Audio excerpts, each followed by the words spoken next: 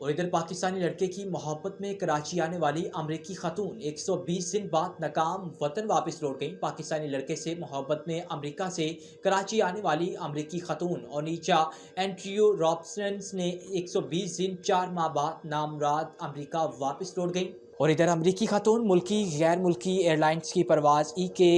603 سے سفر کر رہی ہیں جو دبئی کے راستے امریکہ پہنچے گی۔ نیو یارک کی رہائشی امریکی شہری اونیچا اینڈریو رابسنس نے 11 اکتوبر کو نوجوان کی محبت میں پاکستان کے 1 ماہ کے سیاحتی ویزے پر کراچی آئی تھیں۔ ویزا ختم ہونے پر خاتون کو 10 نومبر تک کراچی سے جانا تھا مگر وہ واپس نہیں گئی اور کئی ماہ کراچی میں دربدر رہیں۔ خاتون کا پاکستانی ویزا اور ریٹرن ٹکٹ ختم ہو گیا تھا اور خاتون نے 20 جنوری میں کراچی ایئرپورٹ کے اندر جانے کی کوشش کی تو سیکیورٹی نے روک لیا اور اے ایس ایف نے انہیں ایئرپورٹ پولیس کے حوالے کر دیا تھا۔ پولیس کے مطابق گورنر سندھ کی مداخلت پر 27 جنوری کو 15 دن کے لیے ایگزٹ پرمٹ جاری کیا گیا اور ایک فلاحی ادارے نے خاتون کی امریکہ کے ریٹرن ایئر ٹکٹ کا بندوبست کر دیا تھا۔ خاتون کو 29 جنوری کو امریکہ واپس بھیجنے کی کوشش کی گئی لیکن ایئرپورٹ پر تمام مراحل سے گزر کر خاتون نے اچانک واپس جانے سے انکار کر دیا اور جہاز تک پہنچنے کے بعد ایئر لائن سٹاف کو اسے زبردستی واپس بھیجنے کی شکایت کی جس پر ایئر لائن نے انہیں